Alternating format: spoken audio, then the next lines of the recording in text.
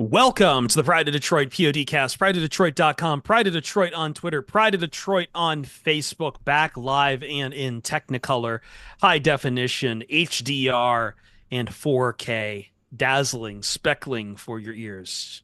Actually, I don't know if Jeremy's computer can actually handle 4K encoding, so scratch that one, nix that, but you can find the PODcast on Apple Podcasts, on Stitcher, Spotify, wherever you get podcasts, you can find us there. And we're coming to you live on twitch.tv/Pride of Detroit and on YouTube from Pride of Detroit.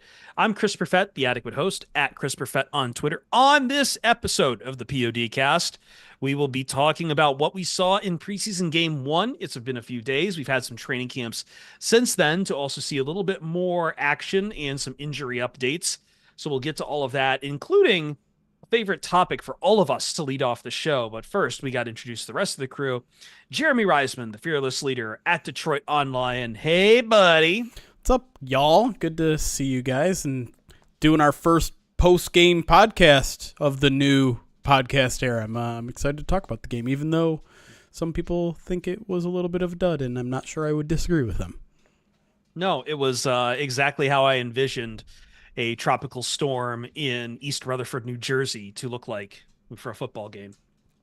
I was more wanting details out of our friend Dave Burkett, who's apparently in Paris, and saw a Olympic wrestling coach try to bum a cigarette.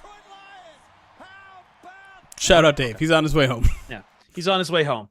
He's on his way home along with Tom Cruise. Ryan Matthews at Ryan_POD. Ryan, how are we doing? Dry, unlike Dry? the players were on Thursday. Yes, we're dry. We're in comfortable conditions. We have a roof over our head.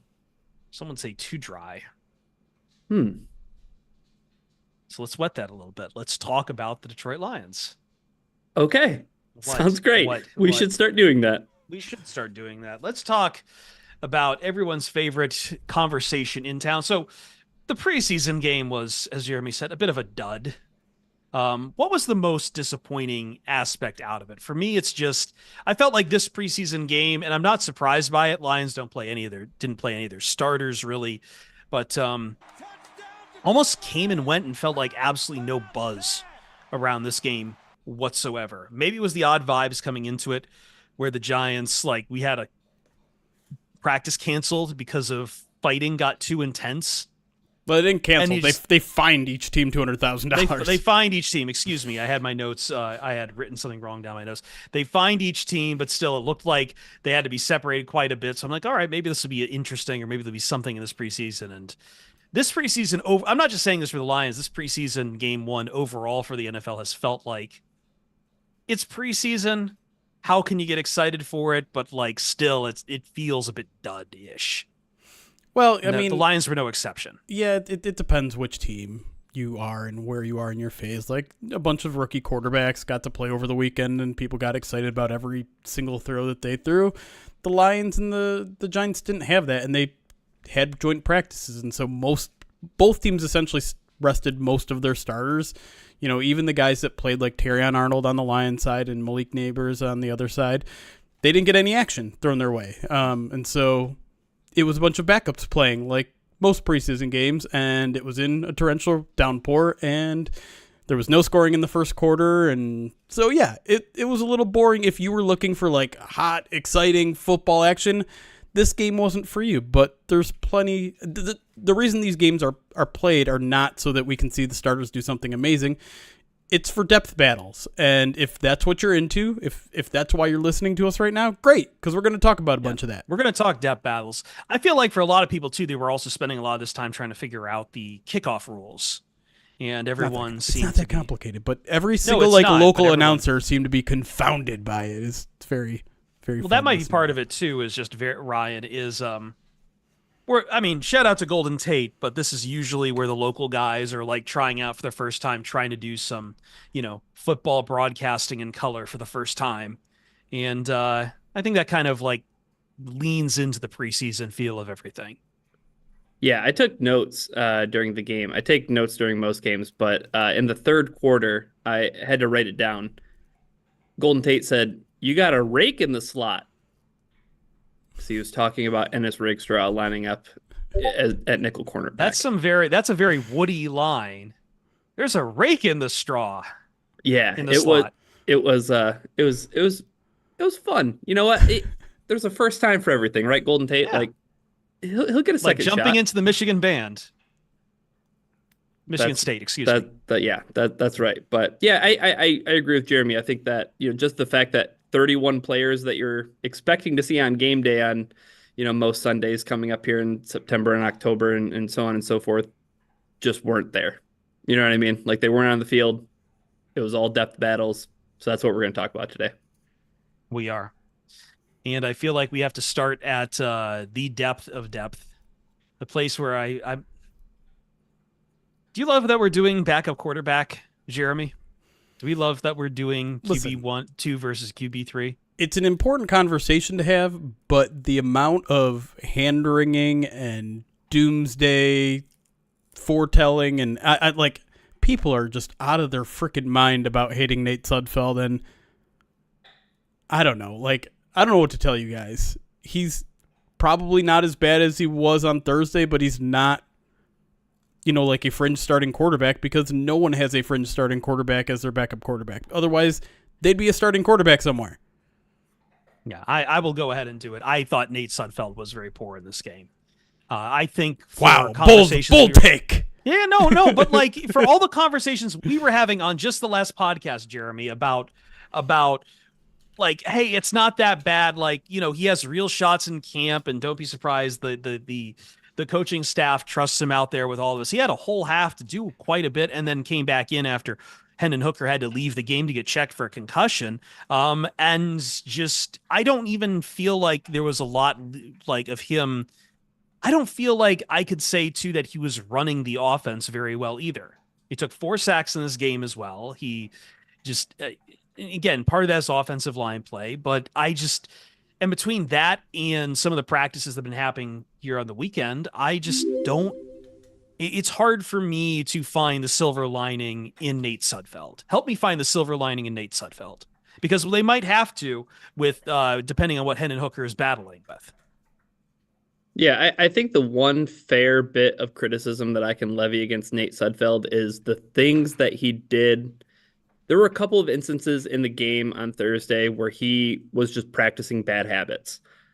I know you don't want to kill the guy or, pin him to the wall for taking the sack that he took, but just throw the ball away. Like, that's a habit to practice. The other thing, throwing across your body on 4th down. That's just a no-no. Like, nobody gets away with that unless you're Patrick Mahomes. I'm saying that those are things that you practice to do well when it's your time to be called on in a game, and just don't practice bad habits. Don't do things that you shouldn't do as a quarterback. Like, that's my only fair criticism of Nate Sudfeld. I think that the rain played a huge factor. I think his wide receivers weren't really good in that game, and the offensive line, my goodness, if I have a thing to be concerned about, we'll talk about it in a little bit, but the offensive line.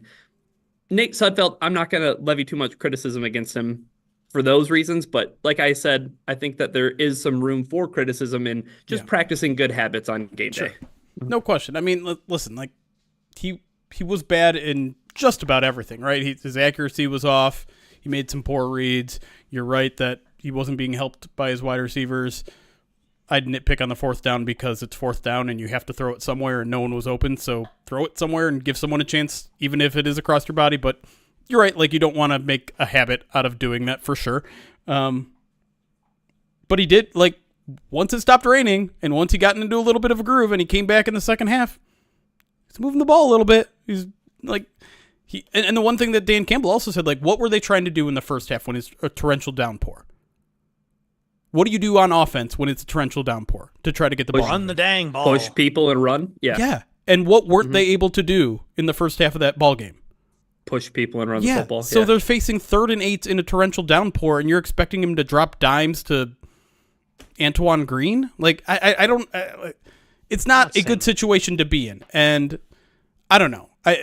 Unfortunately, I was going to come in and say, like, leave Sudfeld alone today, and then he comes out and stinks up training camp practice on Sunday. Like, he threw a terrible interception. He took a sack on a last-second drive with no timeouts. Like, he's starting to lose confidence, it looks like to me, and listen, this happened last year too, right? He got off to a really hot start, and then I don't know what happened. Last year, I think we attribute it to them signing Teddy Bridgewater, and he fell off a cliff.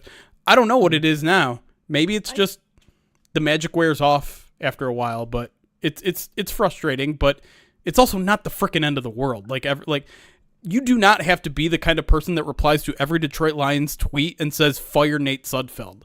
Relax. Yeah. That's no, but ridiculous. you're not talking to those people hear this. But I'm not saying I need him to throw dimes.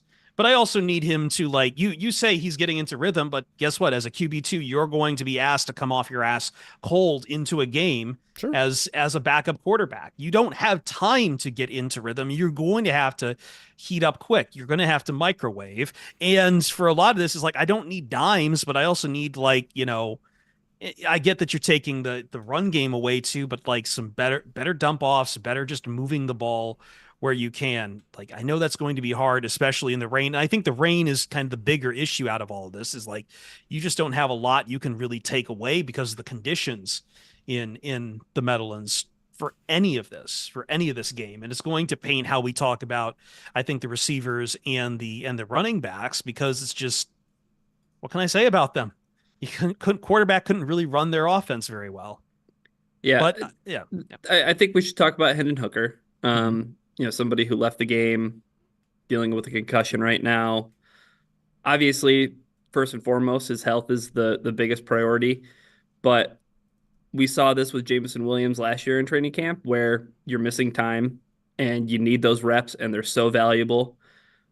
I hope he can get well sooner rather than later, because it sounds pretty bleak, his chances of playing this week against the Chiefs, because you know, of what Dan Campbell said, and we can kind of talk about that in a second. But I think the other thing that didn't do Nate Sudfeld it didn't do him any good to have Hendon Hooker come in, who is a complete opposite quarterback. And in a downpour, he can use his legs and he can make something happen where Nate Sudfeld cannot do that. So, and without a good offensive line, he can make quicker. He's making those quicker reads or deciding just much faster on what to do, which is kind of a little bit of a problem with him when he was at Tennessee, Ryan, where like it's like, okay, he's kind of moving through progressions a little too quickly, but in those conditions, that's probably helping him out in that condition. Yeah, I think bottom line with Hendon Hooker was it wasn't all great, and I think that's what people came away with was Sudfeld is, you know, dump Sudfeld, it's over. We're on to Hendon Hooker, and we're putting all our eggs in that basket. I'm not there exactly. I mean, I want to see a lot more Hendon Hooker for sure, but I'm not ready to just say Sudfeld's done. I'm also not ready to go out and trade for Taylor Heineke, because Taylor Heineke was awful the other night in his preseason debut with the Falcons. He was 4 of 11 for 11 yards. His longest completion was 4 yards. He was 0 for 6 on throws 5 yards downfield. Like, there isn't an answer, to kind of go back to Jeremy's point about, like, if there were great backup quarterbacks all over the place, well, then the teams, you know, 25 through 32 wouldn't be so desperate for quarterback play. So it's, I'm excited though. Like, I think that we should at least say a couple like cool things about Hendon Hooker, because he came in the game and it's like, I haven't seen this from a Lions quarterback since Dante Culpepper, maybe since Mike McMahon. It's fun. I do think there's a little bit of like every fourth quarter quarterback looks better than the first quarter quarterback in preseason game, because you're playing against scrubs, and I understand you're also playing with scrubs and whatever, and probably shouldn't be calling them scrubs, but whatever. But yes, let's talk about the good things about Hendon Hooker, because there were a lot. I was pretty surprised and impressed with some of the things he was doing, because it's not been a great training camp for him. It's been an inaccuracy issue. It's been a processing issue. And like Chris was saying, he was moving very quickly in this game. And that has its positives and its negatives, but generally speaking, if you're going through your progressions fast, even if you're making even when I think he made the wrong read a couple times in this game, and I think he did 3 or 4 times out of, 10, 15 throws, whatever it was, he was making them quick. He was still turning them into positive plays.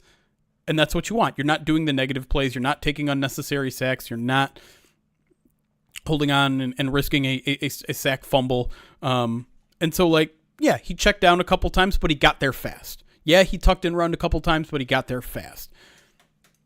In general, that's a step in the right direction. He's at least going through the progressions. Now it's a matter of just having the confidence in your own arm to, okay, this isn't a perfect window, but this is an NFL window. I have an NFL arm. He does have an NFL arm. He's strong enough.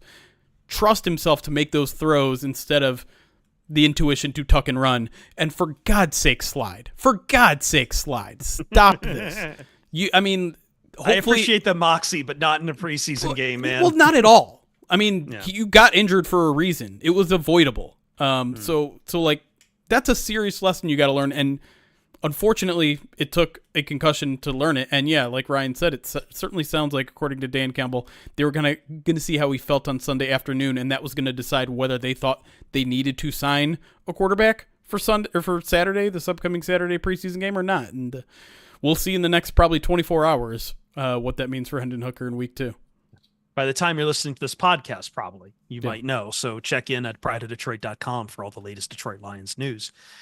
We spend a lot of time on quarterback. Let's try to run through a few of these other offensive positions as we feel out our levels of concern here.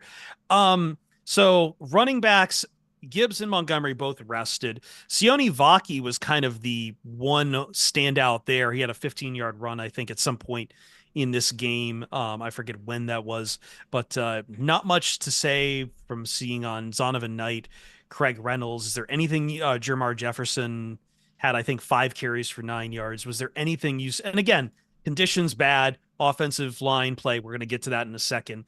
Was there anything you could take away, or is there any kind of concern you have? Because we've talked a little bit about RB3, Jeremy, and like how the team has to figure out who's after Montgomery and Gibbs.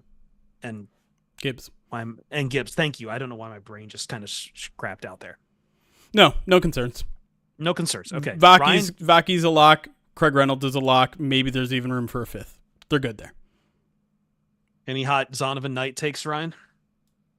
No, okay. Unfortunately not. I will say, though, that while I was trying to temper expectations about Soni Vaki just coming in and playing running back in the NFL, I'm not going to continue to conflate inexperience with inability, because, I mean, it's really fun. Like, yeah. His upright running style is really strange to watch, because it's like, well, you run that high, like, how are you going to stay up? His contact balance is wild, man. Like, his ability to go through arm tackles and to, spin off guys and bounce off guys, like, it's cool. Like, I see the promise. I get it. I understand it now. So, like, on top of being a running back, special teams chops, cool, sweet. All right. I feel comfortable. And he's improving, man. Like, the vision. Yeah. That's the one thing that the coaching staff is like, you need to improve on. And that 15-yard run was like elite vision. Mm-hmm. Yeah, the cutback and everything was great. Yeah. Yeah, it was fantastic. Let's see here. Let's move over to wide receivers. Again, 1 to 3 all sat. Amon-Ra St. Brown, J-Mo Khalif. Antoine Green suffered an injury in the first half, knocked him out for the rest of the game, which is brutal for my rooting interest on that front. As far as wide receivers, I mean, this is kind of a special teams thing. It's not a great sign from Reese Alexander muffing the punt, Jeremy. Yep. Not really a good sign, especially since we all know that if you're going to probably be depth on this Lions team at wide receiver, the team is probably going to want you to have some special teams chops. Was there anything from the wide receivers, any wide receivers that stood out, any level of concern? Well, I've 2 things. One is a storyline that I think we all just blew by, that I think is worth underlining here. They rested Jameson Williams. Yes. Like, let's stop and pause and appreciate that for the moment that it is. Because if you remember last year during the preseason, it was like, we have to get this guy as many reps as possible. And then unfortunately he suffers the injury, I think, after the first preseason game. They rested J-Mo because they trust him. That is not an insignificant step. That is not an insignificant sign that they're showing to him that they trust him. That's not an insignificant sign of how much he has progressed. Let's celebrate that for a moment, because they think he's good enough right now to protect him and not get him the reps that I thought maybe they were going to give him because they needed it. Now, the negative side of all of this is that no one else appeared. No, like, and granted, again, like, we have to bring up the weather. We have to bring up the passing game just wasn't working. And Nate Sudfeld was doing no one any favors. And there were some open receivers here and there. But at the same time, Darius Fountain, no catches. Antoine Green. I think that was the biggest one, though, Jeremy. Yeah. Like, through training camp, it's like he's repping with the ones. Maurice Fountain hype. Yeah. You know, wait till you see Fountain, and it's like, oh, no show. Yeah. Antoine Green. 3 for 13 and a concussion. The only one who really showed up with that group was probably Donovan Peoples-Jones, had 2 catches and really, I think only one catch. He only had one for 26. One for 126-yard catch. That's right. Yeah. Donovan Peoples-Jones didn't play in the first half until Antoine Green was knocked out of the game. Yeah. Yeah. Like, he wasn't even. I don't think the plan was for Donovan Peoples-Jones to play until the second half. I don't think that's a good sign for DPJ. Like, that's not encouraging. Isaiah Williams, I think, was the only standout, according to Dan Campbell himself, right? He talked about, people who stood out to him, but, 4 catches for 35 yards. In the second half. Yeah, again, yes. So there's your asterisk, right? It's mildly concerning, I would say. Like, my level of concern with the wide receiver group is mildly concerning because I want to see different conditions. Yes. I want to see different quarterback play. Yeah, I'm with you. I'm mildly concerned. I'm at like a 3 or 3.5 out of 5. Out of 5. I thought I was at like no. I thought this was a 1 to 10 scale. I'm at a 3 or 3.5 out of 5 personally. And listen, like, yes, I know everyone's gonna say, but we have Sam Laporta, but we have Jahmyr Gibbs, we have all these other guys that can catch the ball, and yeah, that's all true. But the wide receiver 3 spot is a spot that gets 60-70% of the snaps, and you have to be able to do anything out there. And the lines will say it first. It's not just about catching the ball. It's about being in the right spot. It's about blocking and all that sort of stuff. And maybe we need to pay a little bit more attention to that, especially on a day where it's super rainy. And I'm also with Ryan. Like, let's wait and see for a more normal game. Hopefully, it's not raining in Arrowhead this weekend. No more outdoor preseason games. Get rid of those. Yeah, right. But at the same time, Cleveland, can you build that dome already? At the same time, it's like, we've been kind of lukewarm on most of these wide receivers all training camp, except for Darius Fountain. And I don't know how real that ever felt to me. Like, it was like, okay, this is interesting, but the guy's been in the league for 6 years, and I understand he's been battling injuries for a lot of that time. But I even talked to a Chiefs friend, and he's like, oh yeah, we had a Darius Fountain phase too. Oh, okay. All right. This is starting to put pieces together. I don't like that. Yeah. I don't like when other fan bases are like, oh, we went through that honeymoon period too. Right. I'm hoping someone proves me wrong, but and then I mean you get today's practice and Fountain's not playing, presumably with an injury. Antoine Green is out with his concussion, and then you're left with DPJ, who made one really good catch in one-on-ones, but then did nothing in team drills, and it's just like, nice. Cool. I guess maybe Khalif Raymond's going to be the X receiver. I don't know. Let's skip tight ends because I mean, unless you guys, do any of you have hot Zylstra Mitchell takes or not really? Nah, just real quick. Parker Hesse, baby. Parker Hesse stock way up, playing fullback, blocking like a maniac. I think he's on track to make the team over someone like maybe James Mitchell, who, if you want to see a reason why I'm not that high on James Mitchell, go watch the Soni Vaki 15-yard run and see what he does on that run. Ooh, yeah, that's rough. And then rough. Go watch the play before it too, where he's blocking nobody. Yeah, it's at a block as a tight end in Detroit. My notes on Thursday, I said Parker Hesse needs to make this team. His build is needed. The catch that he had, he looks like if there was a Corey Schlesinger in 2024. Oh my god! It was a big catch. It was a third down conversion, I think. Yeah, bobbled it. Yeah, he got it in. No style points for tight end catching the football. 100%. It was athleticism. It is at a minimum, but the try-heartedness is at 1,000, and like that's the guy I want on the football team. Well, we've only left a couple minutes for ourselves on offensive line here. No starters. Connor Galvin being the big injury in this game, tearing his MCL. Lions waived him on an injury designation here on Sunday. Okay, I just got my date right. I just wanted to double check.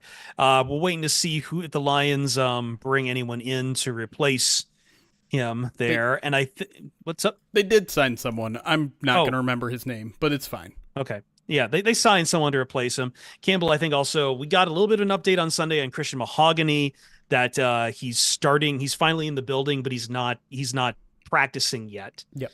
So slow on him, but Progress. again, I just feel like though for this depth let's just rip the Band-Aid off. Concern level for backup offensive line depth, Jeremy, in your 1 to 5 scale. I'm probably at a 2.5.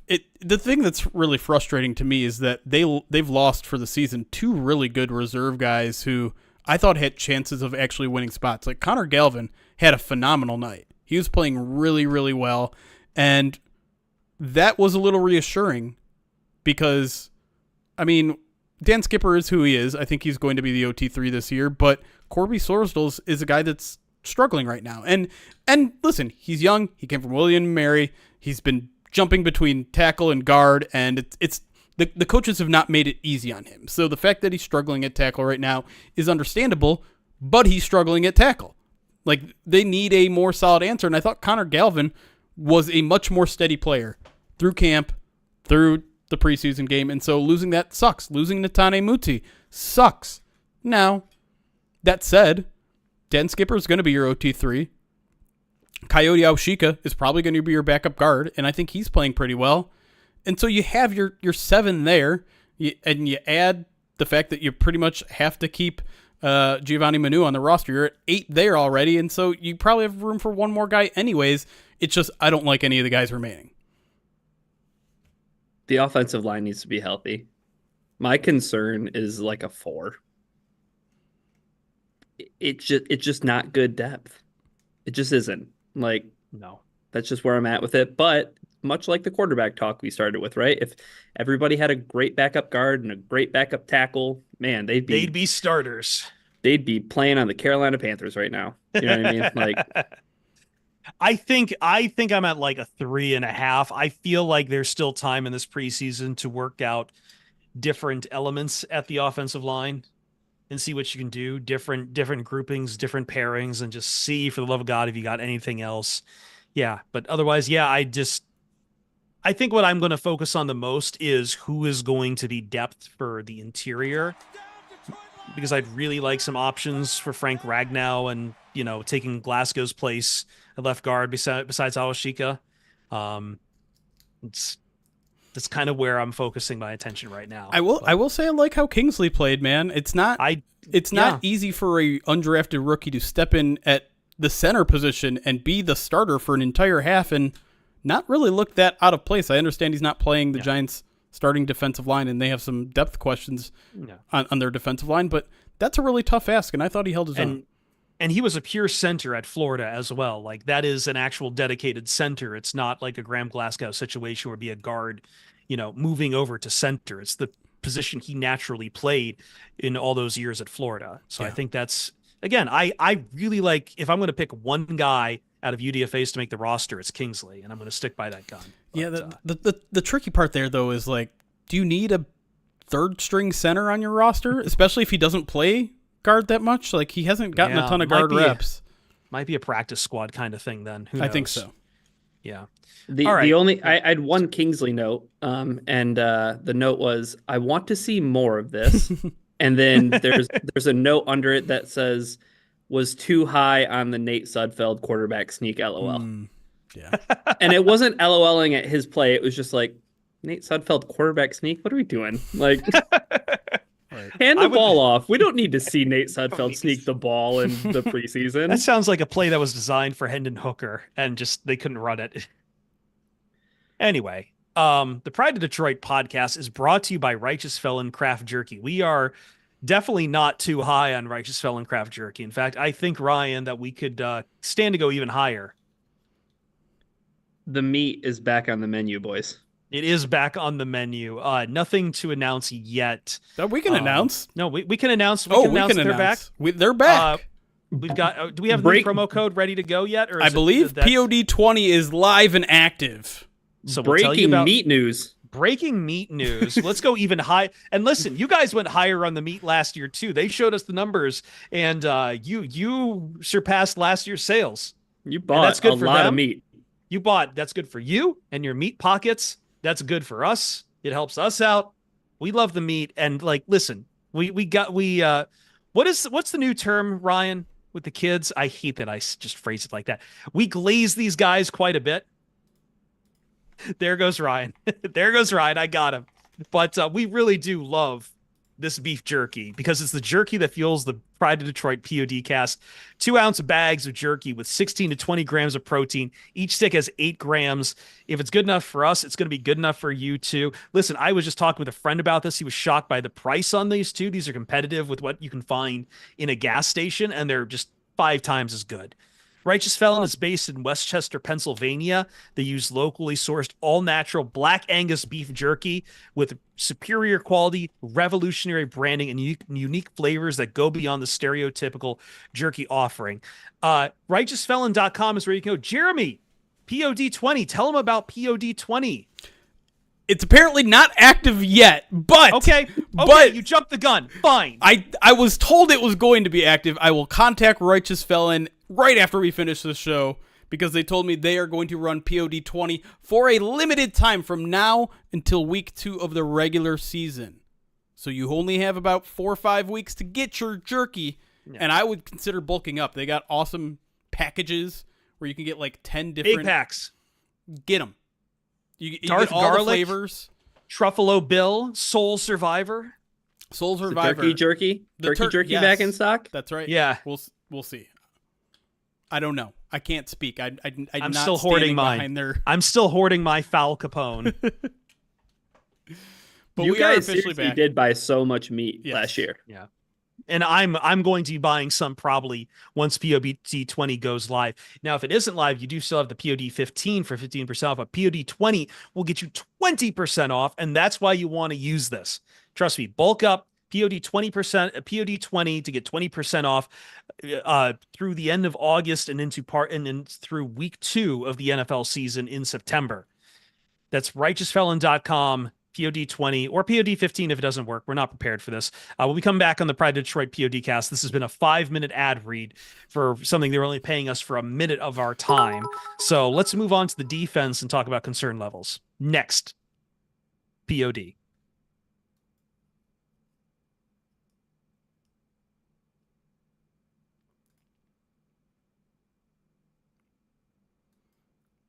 Can you get it in Canada? I think so.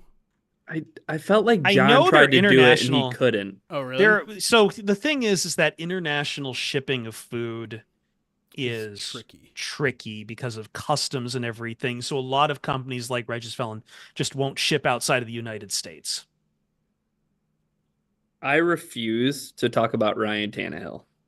No, I will absolutely not talk about Ryan Tannehill. The time of Tannehill has come and gone. There will never be Ryan Tannehill. I'm telling you, they like Nate Sudfeld, and so if we want to go back to the quarterback situation, also what's the worth of Ryan Tannehill? Why do you need to go and spend money on Ryan Tannehill? That's the bigger question in my mind. Like, okay, Nate Sudfeld, fine, whatever. But why Nate Sudfeld's going to command a veteran contract here? And it's also kind of late in the game to just bring one in, right? Like, yeah. They have to learn the offense, and you can say, "Well, Ryan Tannehill's learned every offense he's been around." Like, yeah, but learned it very poorly. There's also that's not completely fair.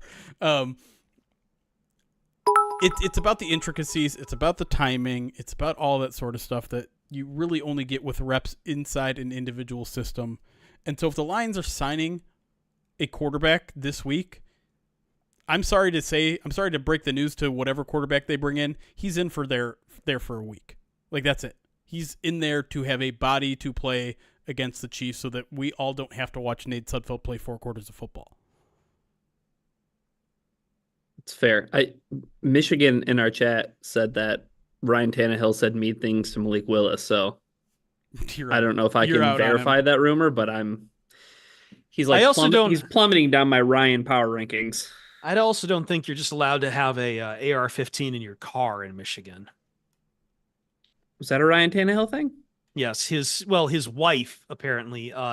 He and his wife returned a rental car to Hertz, and when he was with the Miami Dolphins, and authorities had to be called because they left an AR-15 in the back seat. Sick. I'm just saying, I don't want any quarterback who doesn't know where his firearms are. I don't care if you have firearms, but I think you should hold on to them and not just forget them in a fucking rental car. I'd trade a 7th round pick for Malik Willis. Why not? Why not? You'd probably trade a 1st round pick for him. Why not? No, you have the burden of proof is on you. Why? Not why not. Jeremy, I think it's because we all fall in love with the Lions should draft X. And I'll be honest. Can I ask you guys, this is going back way too back because we never got to do this. Ryan and Jeremy might have written things for the website, but I didn't. Because I always feel like every year we kind of like have to answer for, at least here for the three of us, on the Lions should draft player X articles. Mm-hmm.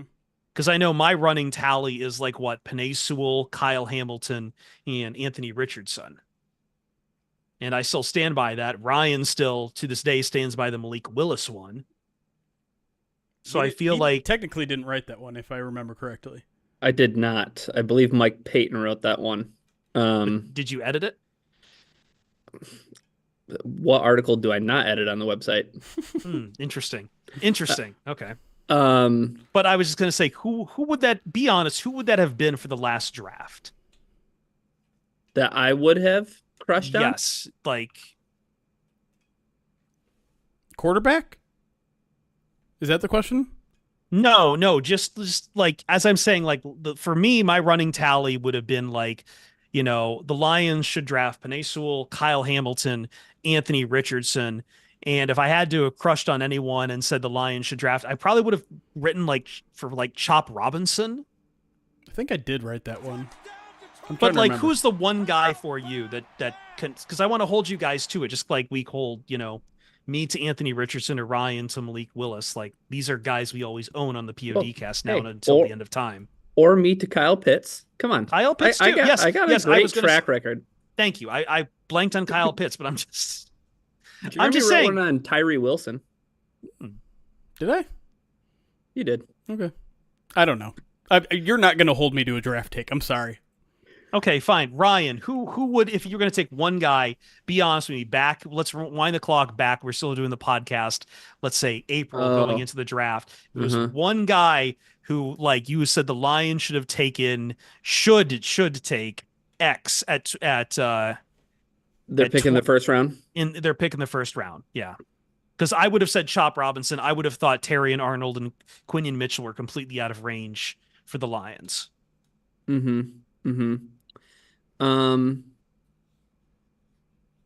draft feels like it was 10 years ago. I know. I know how hard this is to do, and I had to go back and look at all the rookies in the first round to remember. JP is me definitely has Jeremy's. Zach Frazier, 100%. Who's just a people mover. Nixus has mine. It definitely would have been. Definitely would have been Newton for sure. We were talking a lot of Newton leading up to the. I know we were talking a little bit of Newton leading up to the draft. So yeah, I think that. How in the world are we doing 2024 NFL draft talk 3 months after the draft? I was just thinking about it, and he brings up Malik Willis, so I jogged my memory, and I wanted to get this out. It's the last time I will mention the draft. I swear to God, I just want it on the record so I can keep my Ryan Matthews shit talking straight. Perfect. I'm Sam. You should write a formal letter to Jeremy for sure on that. Yeah, good luck. Would be the first time someone this podcast was threatened to be fired for their takes and what they wrote on preseason.com. Scouting quarterbacks is hard. That's all I'll say. I'm going to read off some alerts. Yeah, go ahead. To pull us out of this Malik Willis tailspin. Whoa. Sorry. Those words should not be next to one another. Das Give, thank you for the 34-month subscribe to the channel. Did you, Das Give, or if you're here, like,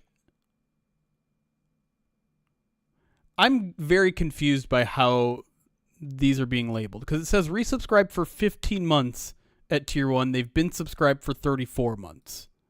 So I think it's their current streak. Have you been subscribing for 15 straight months? You didn't just subscribe for 15 consecutive months in the future, no. right? Okay, so I think the first number is the total months they've been subscribed for. No, the second number is longer. So resubscribe for 15 months at tier 1. Because Sports Turf Pro for 34 months.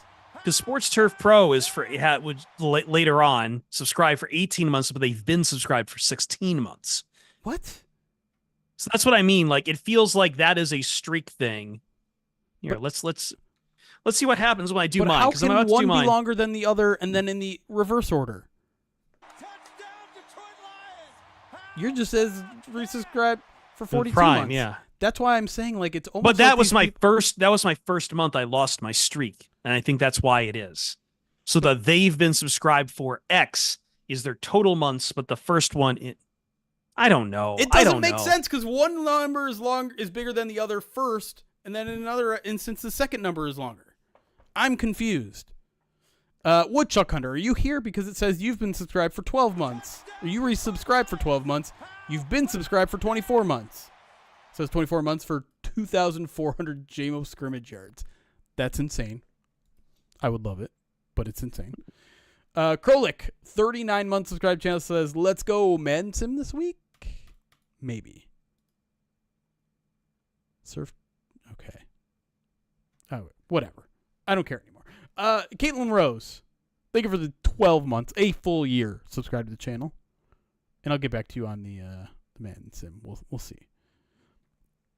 Sports Turf Pro, thank you for the 16 months subscribe to the channel. 18. I don't know. It says 8. Yeah, whatever. 18 or 16. He says he's been subscribed for 16 consecutive months plus various gift dunes before I could afford it. So, okay. No. Great. Okay. Gift subs. I'm going to pretend that makes sense. Ruse Sweater, thank you for following. Ryan Toledo, thank you for the 24 months subscribed. That's 2 years. Says, let's go Loins. Akumizer, thank you for the 15 month subscribe to the channel. Says, hello from my new retirement home in Panama. Dang, Animizer. Panama. Good for you. Panama. Nick the Greek, 100 bits, says, I won $87 gambling on preseason football tonight, but I lost something far more valuable. My dignity. Your dignity. Yeah, for sure. Another 100 bits from Nick the Greek says, Maptress has lost all of his extra weight, gone on steroids like Golden Tate, and now he's a spray-tanned bodybuilder. Wow. Let's not picture that ever again. Talk. I know I'm hitting all your bad boxes with me. Great. Here we go. So I work with an Eagles fan, and the long amount of his angst over Nick Sirianni, because Nick Sirianni's not a coach who calls plays or whatever, but I do find it ironic that one of the things that keeps coming up every time it comes time for him to pillory Nick Sirianni with the Eagles in other shows that I work on, to pillory Nick Sirianni, is that he turned the defense over midseason to Matt Patricia. What the F are you doing? I'm just saying. It's pretty dumb. Didn't work. Of course, it wasn't working before either. So no, I know. It's going to be the gift that keeps on giving. Anyway, I'm sorry. I interrupted you. That's okay. You just can't yell at me for going too slow now. I know. Yeah. Space Catast. Thank you for the 30 months. I would assume 3 in a row. It says, I'm so glad the PODcast is back. I am rock hard right now. Great. Jesus. Hell yeah, brother. The audio drops that I'm dropping by just reading off these subs is unfair to me. Because I know there's a certain someone that literally takes those audio drops and puts them into a audio drop player. Whatever. Soundboard. I don't do that. Soundboard. Ooh, yeah. Oh, no, it's not you. The person who does it knows who they are. I can't wait to hear how rock hard Jeremy is on a Great drop. Now you got one too. Oh no. Nero, thank you for the 4-month subscribe channel. Says, take my free Bezos money, please. That's right. They use their Amazon Prime, which is a good reminder that if you're on YouTube, if you're on Twitch, and you have Amazon Prime, guess what? You can link that to your Twitch account. If you're on YouTube, come over, make a free Twitch account, link your Amazon Prime account to it. You can subscribe to one Twitch channel for free, which helps you monetarily support that stream with zero cost to you. So if you have an Amazon Prime account, you have money for us just sitting there. You can give it to us. And if you don't want to give it to us, that's fine. Give it to some other Twitch streamer you like. I don't care. That's fine. No, only give it to us. You hear that? Chris dog with a frisbee. Dog with a frisbee angry. Chris doesn't want you to subscribe to his channel with Amazon Prime. He said us. You can do it to No Decaf. Speaking of No Decaf, look at that generous person who gave you a sub. Oh, look at that. No Decaf. 42 months. Which, if I'm doing my math correctly, is 3.5 years. Okay, good. It wasn't the fucking babies. Says hi, guys. Thank you. Yeah. Hi. Steel Line 20, thank you for the 19-month subscribe to the channel. Says, start the man Sims now. Whoa. Wow. You used 3 exclamation points twice. You think you can talk to me like that? Do you know who I am? He is the dictator. Who do you think you are? I am. Who do you think you are? I am. The double thumb. Greatest line in sports ever?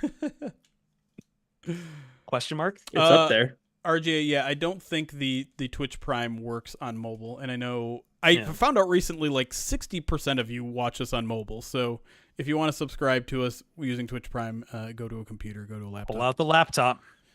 J-Man Jr., 37-month subscribe to the channel, and we are caught up, and we are, what is that? Is that 2 sub points away from 600? Crazy. We've only been back streaming for 3 weeks, and we're almost at 600 sub points again. It's insane. Did you get J-Man Jr., by the way? I sure did. Okay. I have Dan's Listcast he wants to redeem. First off, I'm just going to ask Frank the Tank to chill the F out because I am trying right now to find the keys to YouTube's moderation platform. Oh, I can just say the word.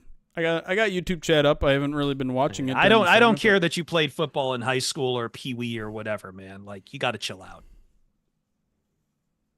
I'm trying to show some love to the YouTube people, but some of y'all are a little much. I love the rest of you because I do love YouTube. Anyway, what's Dan's Listcast?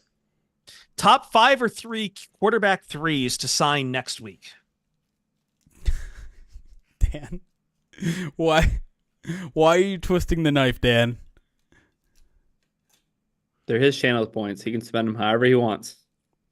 Number 1, Jordan Te'amu. Number 2, Jordan Te'amu. Number 3, Jordan Te'amu. I don't know where he is, but bring him back. Lions legend, Jordan Te'amu. Get him on a plane. I want Mac Jones or CJ Beathard.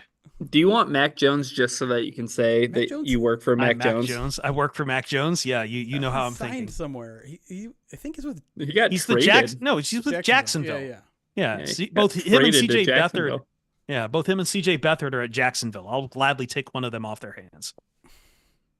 And then number 3, what? He said to sign. You can't sign someone who's on another team. Oh God.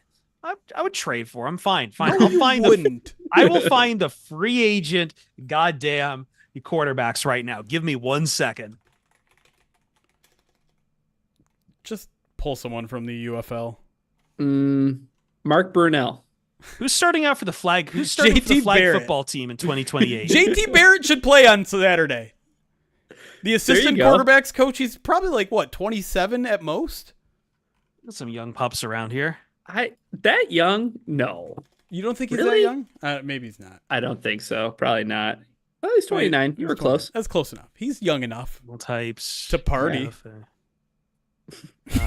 Where do I find available? Okay. Here we go. Oh God! So here are all your okay. Detroit Fan Man said, "Bring Adrian Martinez back." I brought that up today in practice, and he is not available. Believe it or not. I have my Not list. available. Okay. I have my list of available. Great. Yeah, Chris, go ahead. Number 1, Matt Barkley. Available. I'm sensing already a trend that's going to be happening in this list. No, there's not enough USC guys to do that with. Number 2, Nathan Peterman. Number 3, AJ McCarron. Nathan Peterman. I thought that was the guy from Seinfeld. I am allowed to do my list. Would you like to do your list, Ryan? You are. It's just Nathan Peterman reminds me of the Buffalo Bills tweets. But Peterman. QB1? QB1, yeah.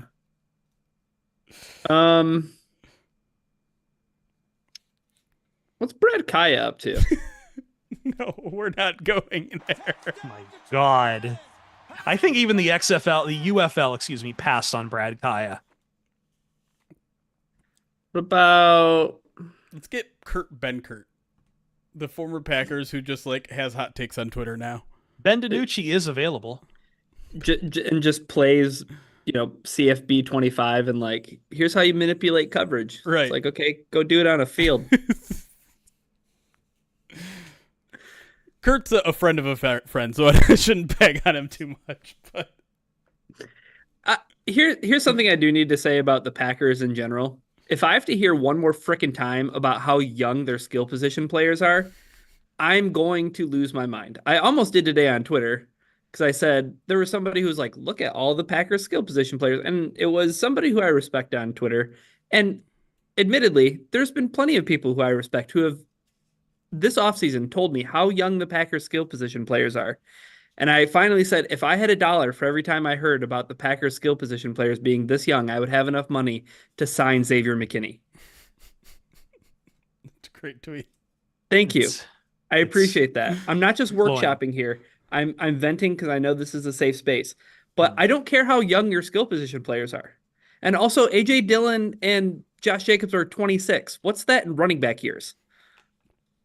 60. Yeah. You're a midlife crisis is what that is. I mean, goodness gracious. By the way, the thing that's going maybe unsaid the most right now is that Jordan Love's apparently not looking good at training camp. I saw... Really? I haven't heard any of that, yeah? Well, yeah. I also haven't been looking for it. Weird that you haven't heard any of that. Maybe it doesn't fit the national narrative. I don't know what national narrative there is for the Packers right now when all I have on Saturday is Vikings fans and Bears fans fighting to say which one had a rookie quarterback who looked better. Oh, God. But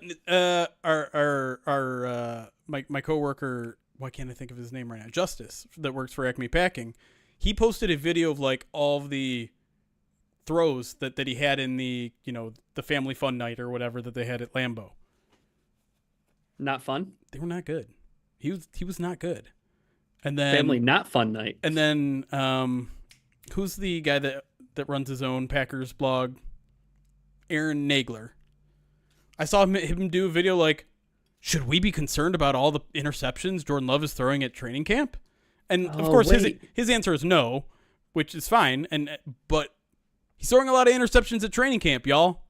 Yeah, and what did I haven't seen any of this stuff. Like I said, I'm just spitballing. Was the reason he came to the conclusion that you shouldn't worry about it because Aaron Rodgers uses training camp to play in a sandbox. He experiments. He sees what he can do. He tests certain limits. Yeah. Can I make that throw? Yep. Can I make this throw? Christ. Yep.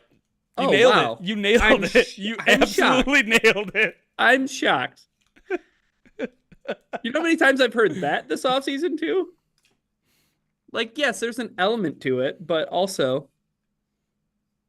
I don't know. After what Caleb Williams did last night, the NFC North is going to be a gauntlet. There's no chance that the Lions can ever win the NFC North ever again. So, man, even Vikings fans are really feeling themselves and ignoring the cliff they're driving off right now. It's hey, cool. I get that. Oh, cool. Your rookie quarterback put over 100 yards, but that's about what I don't know. I talked with a Michigan fan today, and he was like, "Yeah, that's what I just saw out there was just Michigan JJ McCarthy. Made some good throws here and there, but largely the usual JJ. You're a McCarthy hater. I'm not. No, I'm not doing that. You are, I am. though. I am That's not exactly doing that. what you're doing. You said he wasn't going to be a first-round pick. I didn't know. January. How dare you? I was doing the Fox Sports Radio news updates, and JJ McCarthy's stat line was making it into my updates. You cannot claim hater at all because I did not ignore that. Because you did your job. That's why Yes. you're not a JJ McCarthy Yes. hater. Yes, but I have. See, Jeremy, I did my job, but I also have my choice to select what I want to do in that job because I could have just written that out in place of Caleb Williams and then talk about Marvin Harrison Jr. getting 3 snaps and no targets whatsoever. Or I could talk about Spencer Rattler's touchdown with the Saints. Or I could talk about the Wyndham Championship. I have fucking options. Yeah. My point is that my editorial decision said I should put on the Michigan quarterback JJ McCarthy because people love Michigan. And that no, Minnesota Vikings quarterback, because one of our biggest affiliates outside of LA is K-Fan in Minnesota, where someone actually heard me on the air. There you go. Shout out Sean Lanigan of Lions Twitter. Apparently heard me on K-Fan, and I felt tremendously embarrassed as soon as he said that. I think one of my favorite things about Twitter today during preseason football was the person who posted the clip of Stetson Bennett making a throw, and they were like, look at that, like went through his progressions, made a throw across the field. Awesome. And then I'm looking at, it's just like quote tweeted to hell and the replies are awful. And it's like, I'm looking at a stat line. He threw 4 interceptions. So he threw 4 interceptions after that throw. What? Someone threw 4 interceptions in a game? In a preseason game?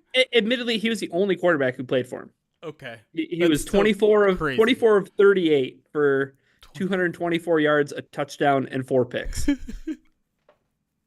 But that is perfect preseason football. Like, oh, look at this awesome throw. And then I do need to push back on Twitch a little bit in that, like, a lot of them saying if JJ went to USC, I would love him. Let's be very clear. I hate plenty of USC quarterbacks like Sam Darnold. It's easy to hate Sam Darnold now. But I hated him at USC. Watch him throw off his back foot against Arizona. Decided F this man. We can also say that the NFL Network highlights of Caleb Williams with the flicky throw and then superimposing Patrick Mahomes on it while he was. Oh my God, a 5 yard play. It was a screen pass. It was designed like kudos to him for somehow getting the pass out, but like to think this was like some sort of crazy ad-lib play. No, he was supposed to throw to DeAndre Swift because it was a screen pass. He just got so it was the same trouble. play because I was thinking about that. I thought that was like a dump off or something, but yeah, it was a literal screenplay. It wasn't like he escaped this pressure and kept his eyes downfield and threw a sideways. It's like, okay, like he found a creative way to release the ball, but it was a screen pass. That was where he was going the entire time. There were a couple throws though where I was like, that's on the run where he threw it for like 40 yards downfield. That was very, very impressive. Very impressive. I actually was impressed. I didn't see much of him in the game, but the most I would think I was impressed of one of those first round rookie quarterbacks was probably, didn't see a lot of him, Ryan, but Jaden Daniels. Did you see any of his drive at all or no? I did. And I put a $5 bet on him to win rookie of the year after. Really? Yeah. Good value. I liked it a lot. I'm putting together an article, Chris. You'll appreciate this. It should drop before the preseason's over, but I titled it the Howard Ratner 2024 NFL Futures Memorial in honor of our favorite fictional D-Gen Live forever, from Uncut Gems. Yeah. Let me ask you a question. Yeah. When you placed that bet on Jaden Daniels, did you notice the WAS by his name? As in was or as in Washington? As in he plays for the Washington Commanders. So how is he going to actually win that award? That's a very good carefully. Point. Yes. Thank you, Chris. Thank you for that. Yeah, I have tons of stuff to say about that, but I'll probably just write about it instead. I will say, since we're talking gambling now, my friend Martin Weiss, who's apparently on Detroit radio these days, on Sports Rap Radio, and works on Fox Sports Radio, but he actually now has posited that a very good value pick right now for a MVP futures bet. Jared Goff. Yeah. You'll find his rationale on the Martin Weiss and VJ show and VJ Husky show, Fox Sports Radio weekends. There's some interesting things that I've been thinking about just when it comes to futures, right? And like I think maybe to his point, Chris, if you think the Lions are going to play really well, and if you're interested in a future that's like, oh, Lions to win more than 12 and a half games or something like that, it's like, why not just put a bet on Goff being the MVP instead of placing a bet on 12 and a half, like over on 12 and a half wins? Because it's like, well, if the Lions win 13 games, there's a shot that Goff could be MVP, and you're going to get much better odds for a Goff MVP future than you would, a Lions, over 13 and a half wins. I do think it's crazy that Matt Eberflus is the number one coach for Coach of the Year right now. I hope those tickets all go up in flames. When has betting on the Chicago Bears future ever gone up in flames? Yeah. Mitchell Trubisky, Justin Fields. Oh yeah. Oh my gosh, that's right. Like all the tweets and from the betting sites that are like, there's more money on Justin Fields than God to win offensive rookie of the year or MVP. The thing about the Caleb Williams hype, it was going on the same time Team USA basketball was playing France. And somehow for a split second in that game, it was taking over my timeline in spite of my rigorous efforts to trim other NFL people talking in my ears at times. Dude, I really hope that French call of Stephen Curry just terrorizing them was real. It's real. It's real. It's real. It's absolutely real. We played it, calling him the devil. Yeah, that sounds like something they do on French broadcast. Speaking of phrase, how sick does that one French woman have to feel, Ryan? I don't know if you saw the women's basketball game. Oh yeah, today. How sick do you think she has to feel taking the extra step she should not have taken? I don't think she anticipated getting the ball. That's why she went so. I mean, what a game that was too, huh? Yeah. I was dreading. I was very happy they won it because if Ryan, because I know you know Wally, and Wally's exposed to sports talk radio and this stuff. But if women's Team USA had lost, do you know what the conversation would be for a few weeks? Where was Caitlin Clark? Why didn't you take Caitlin Clark? Thank God. Also, well, speaking of Wally's world, it's been flipped upside down because Skip Bayless ain't on. No, that's over. He ain't on TV anymore. I told you a while back. First things first, body that show. Do you think your dad is feeling like some of our fans felt when we were off the air for 3 months? Oh man. I'm gonna go give him a hug if that's the case. And then he's gonna start telling you about what Nick Wright said, I'm sure. Well, the first thing he told me is he's like, do you know if Skip's show got canceled? I was like, I think he's done so, Dad. And he goes, well, what about Greg Carton? He's like, I don't see him on TV all that much anymore either. And I was like, don't speak the old magic to me. I was like, I gotta put you onto some different television. Like I gotta parental access, just block certain channels. Yeah. Just show him Mina Kimes and see what he thinks. He likes Mina Kimes. Okay, good. He's a big fan of Mina Kimes. Hey, you can go across the board with that stuff. He thinks Dano's a blowhard, which I appreciate. Well, he is. No, he's not wrong. Not wrong. Sorry, we moved a little quick away from the men's basketball though, and Steph Curry, the devil. I got to tell you, I was ready to enlist after the game against Serbia. I was like, where does Captain Lamerica need me to go to protect this country? Because Captain Lameric. It was fantastic, man. Credit to Serbia. Credit to Kevin Durant getting up at 5:00 in the morning Paris time to and tweeting his ass off to the people. Yeah. Never stop hating. Never stop posting. It's awesome, man. I appreciate Tyrese Halliburton also tweeting out when his gold medal. When you get an A on the class project and you didn't do nothing. Yeah. Just holding up his gold medal. I love Jason Tatum just not playing. I think Jason Tatum is the most fraudulent superstar in the NBA. That's just wild. I don't care about whether or not he's fraudulent or not. I just found the conversation about whether or not I should play just annoying and boring. And I cannot wait. I cannot wait until Spoelstra is the full coach of Team USA because he won't take those fucking questions. You can't. Well, yeah. I mean, the whole Steve Kerr thing is wild. I can't believe that Spoelstra is coaching under him. But Because it's Steve Kerr. It's the name. We can say there's it. Nepo baby. yeah, stuff happens. But the one other basketball thing that was wild to me was that you got Steve Kerr looking down that bench and he's like, "Hey, Derek White, come on." And it's like Jason Tatum's just like on the bench. It's like Yeah. he was all first team NBA and he hardly played. You know, he did not make a single jump shot. Mm.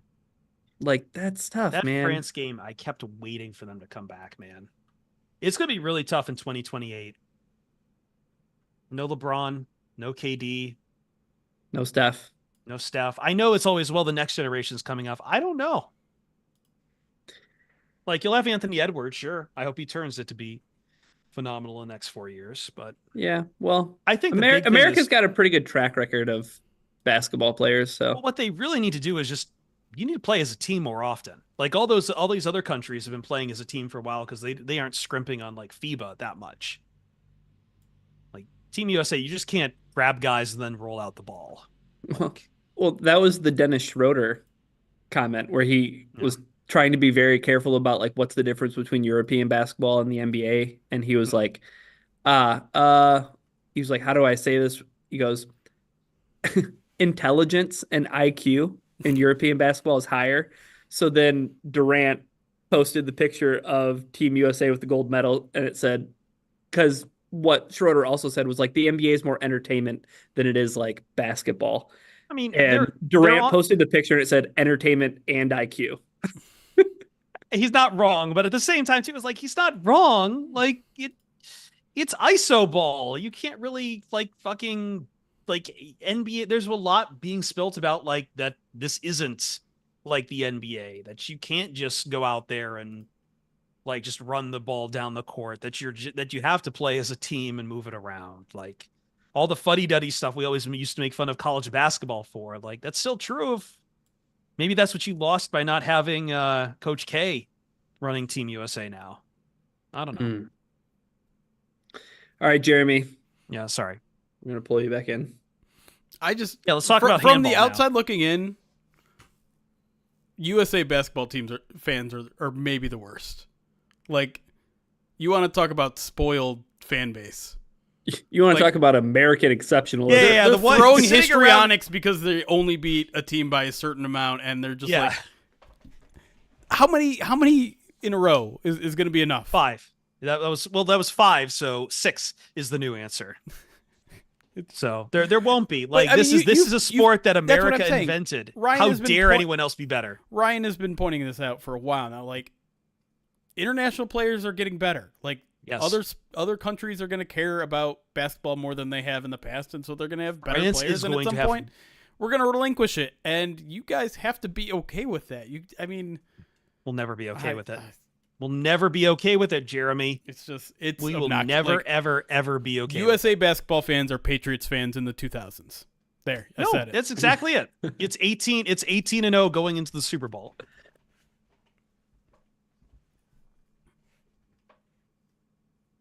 It's never enough. Segment 2. I got some other subscriptions alerts to call out, and then we can go. Slim Quick, 26-month subscribe channel says, did you guys see any of the returns from this weekend? Definitely think this new format is going to be very fun, and the Lions could be great at it. I heard that there was a touchdown, I think in the Chiefs game. I saw the other return in the Chiefs game, which was notable, which I don't know if either of you have seen, where the ball landed in the end zone. And a new rule this year that isn't being talked about a lot with the kickoff is that if it bounces in the end zone and stays in the end zone, that is not a dead ball. I think I did see this now because my memory's slowly turning. Before, as soon as it landed in the end zone, dead ball, touchback. Oh, is that how they got the safety? Yes. So in this case, bounced in the end zone, bounced to the 2. The guy who eventually touched it was standing in the end zone, and so he grabbed it from the 2 and took a knee. And he thought it was kind of like that out of bounds thing that a couple kick returners found out where they can stand out of bounds and touch the ball. Out of bounds and touch the ball. And it's out of bounds. And it goes to the 40. Right. He thought it worked the same way with the touchback, and it didn't. So it was a safety, which is hilarious. Good thing to know, though. Yes. Well, yeah, and that a lot of the kinks are getting worked out. Like I pointed it out on Twitter, the Lions kickoff that came up 15 yards short. Yeah, the where he was really trying to kind of hit that line drive kick. Yeah. I don't know, and I'm still not entirely sure if he was or wasn't, because Dan Campbell said he mishit it, and I don't know if that meant he mishit it completely or he mishit it trying to line drive it. Either way, I watched the replay of it, and it hits the ground, and 50% of the players move, which you can. As soon as it hits the ground, you can start moving. The other half are just standing still, wondering what's going on. They're waiting for it to be caught or whatever. And then the officials were also confused because one started waving his arm okay, the play's getting going, run the clock. The other one's going like this, play's over, out of bounds. And then I looked up the rule. As soon as it hits before the 30, that is an out of bounds kick and the play is dead. So again, you're working out the kinks. You're working out the nuances of the rule that maybe just aren't laid out blatantly in the rule book. But I listen, I think I was underwhelmed by the amount of big returns. But I'm still very much optimistic about this year. My biggest fear is that a kickoff through the end zone is not penalized enough. It gets put on the 30-yard line. And I'm starting to think teams are going to take that. I'll tell you my biggest fear about this coming up, and it's not about the kickoff. It's about the chain gangs, Jeremy. Oh, that was a weird thing in the Lions preseason game too. Yeah. It's I know that we want to get it right, and it's why the hell are we using a length of chain in 2024 when we have such good stuff? But Jeremy, you cannot deny me that there is a bit of drama and rising tension in your chest when that chain gang goes out there and has to measure for the first down. That is going to be lost. It's going to be lost. It's probably for the better, but still, you have to admit a lot of that drama is taken away. Let's pump the brakes first. The camera or laser or whatever thing. No, it's not in the regular season. Yeah, no, I know that. They're just trying it out right now, but they're trying it. This is a second week in a row. I'm ripping Ryan's tinfoil hat off, but I don't trust the lasers. I don't trust the cameras. I just don't. I'm sorry. You don't trust the big government. I don't. You don't trust what the man is telling you. Here's the thing. I can believe in it in tennis because there's so much open court. There's so many angles where you can put lasers, you can put cameras. There's everything blocking everything in football. There are bodies in the way. There are officials in the way. There are arms in the way where you can't see where the football is. You can't see where his knee goes down. You can't see where the elbow goes down. I do not believe that there are enough cameras that are going to be able to cover anything. And the whole point of it was to cut down on time so you don't have to pull the chains out and blah, blah, blah. How long did it take on Thursday? Way longer. Way too fucking long. It took significant amount of time that I would have much rather, if we were talking about a challenge, right? There's something to Chris's point. There's something to the theater of watching multiple replay angles and be like, his knee's down there. Where's the ball? You know what I mean? I've never complained about that part being too long of the game. I'm sorry. We're going to lose the index card. The index card of our history. How about we just do this in baby steps, and why don't we just do it with goal line? Just do it the goal line. Do it with the goal line. Let's get the tech worked out where it's okay, we trust it with the goal line. Now we can move it somewhere else. I do. To Jeremy's point though, that same tennis tech is used in what's called VAR in soccer. And let me tell you what a lot of soccer fans hate is VAR. Let me tell you what gets wrong a lot of the times. VAR. What ruins a lot of tremendous plays in soccer? VAR. Because there's a lot of those same problems, bodies in the way. And to me, it's just if the process is not transparent, how can I trust it? Honestly, like Yeah, I'm not really trying to be. I was a little facetious before, but like honestly, if you just show me a graphic that says here's where the ball is, you're this yard, like how am I supposed to trust that process? I'm not saying there's going to be nefarious people hacking into the system or anything like that. We can at least yell at a ref for spotting the ball poorly. Yeah. But we can't. Who am I supposed to yell at for this line in the sky? Yeah, I don't know. It's weird to me. And I think it's also worth probably pointing out that because these games are being produced by, local broadcasts that don't have the camera angles, that don't have the know-how of like where each camera should be, and maybe it's different. Like maybe the NFL has their own cameras in all these games. I don't really know. I think it's worth at least considering that, and like a Sunday night football broadcast is going to have way more technology and way more ability to do something like this. But I don't know, man. First of all, Tom Kennedy was not that far off. I'm like he was. I was convinced that I was like, why is that so short? Yeah, why is that short? Yeah, so I don't know. 0 for 1, 0 for 1 to me, and then like. And every Tom Kennedy supporter out there. They didn't even use it for the Nate Sudfeld QB sneak. But again, how are you supposed to? There's a pile of bodies. Yeah. Anyways. That's my segment. Rant off. Just use technology in baseball. Robo-ums. There you go. Stop costing me money. All right, let's go. I didn't even finish. That was the first alert that I got to. Oh, gosh. And it sent us in a 10-minute tailspin. All right, let me get back to it. Sorry. More than Malik Willis ever could. That one's on me. Dude Bottom, thank you for your first timer using your Twitch Prime. Appreciate that. JF Trip, 17 months subscribed to the channel. Your boy Maroc, 27 months subscribed to the channel, says, welcome back, boys. You were missed. Missed you too, buddy. And Nix us. Use 30 bits to magnify this emote from Dan Campbell, which I didn't even know was a thing you could do. But thank you for the 30 bits. I did see that it was huge in our chat. It said when I see the chains come out. Yeah. That's right. Good stuff. 30 bits well spent. All right. Let's get back into the show. Talk some defense, which is going to be way more fun and optimistic than the offense. Groovy.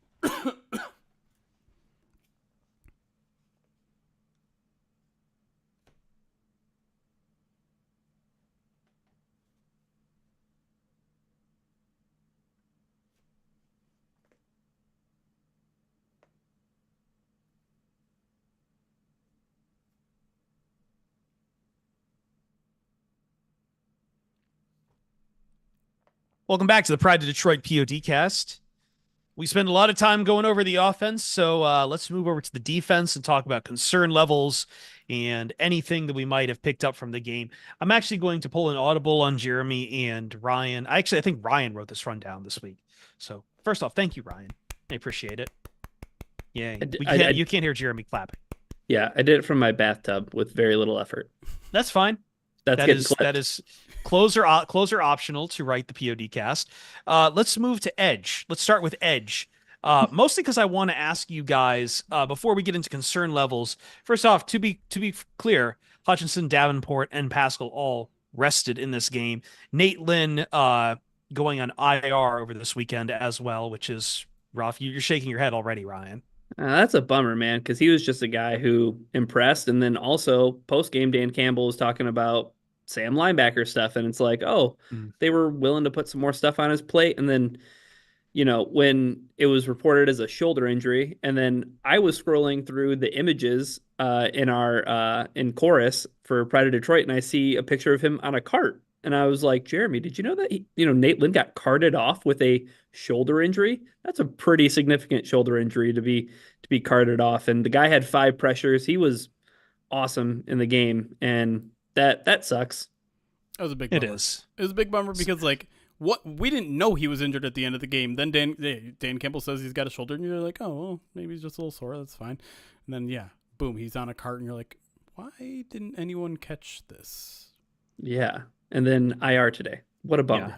Which continues to put pressure on Sam linebacker and the rest of the edge. Can I ask you guys about Isaac Ukwu?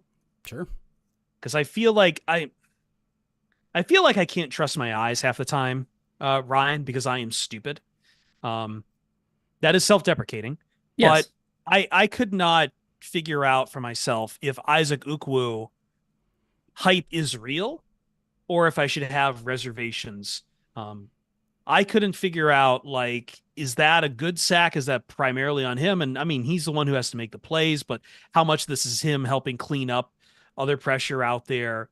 I guess my question to you, Ryan Jeremy, is should I be buying more Ukwu stock moving forward, or is this do you see this as a flash in the pan? Real quick, from my observation for the game, I had 4 notes from him, and 2 of them were about his edge setting and his ability in run defense. Yeah. There were a couple of good reps there. He had the sack, but then the other note I had was, well, then he got absolutely stonewalled on the next rep. So it's like, okay, good, bad, but I came away more impressed with his ability to set the edge, and I think that that's something that the Lions coaches would be thrilled with. Yeah, I'm with you. Like, you always have to be careful with undrafted rookies, right? And particularly ones that flash, with the sack or 2, pressure or something like that. They have to be a well-rounded player in this team, and so I think you're right to take note of him setting the edge. That's important. I just think this team is in a really interesting spot at the Sam, and I'm not sure if Uku's going to get a ton of run there. I'm pretty sure I saw him there a little bit in practice today, because Nate Lynn was going to be the guy that kind of stepped in for Matthew Betts because they took it off of Matthew Betts' plate. James Houston, I didn't think looked particularly good on Thursday. I think I don't know if it's that he's not trusting his ankle. I don't know if that he's put on a little weight and it's caused him to not be as athletic and explosive. But the pass rush that I've used to seeing out of him wasn't there, and the edge setting was to me it looked like some of it was starting to click mentally, but physically he was missing tackles. Sometimes he wasn't where he needed to be, and so I don't want to sound like I still think James Houston is their guy, but I think they're looking for more guys for a reason. Like, they want competition there to either push James Houston harder or to potentially find a long-term replacement there, because I don't know. I said it on our post-game show on Pride Detroit Direct. Like, I don't know what they're doing to James Houston, but I don't particularly like it. It seems like square peg, round hole type of situation where it's just like, you're not only not making enough progress as a Sam linebacker, but now it seems to be at the detriment of him as a pass rusher. And that's why, like, I'm paying at least a little bit of attention to the Ukwu stuff, because I'm like, I need to feel optimistic about someone there. So let me ask you then, let's go to just all around on edge and confidence levels right now.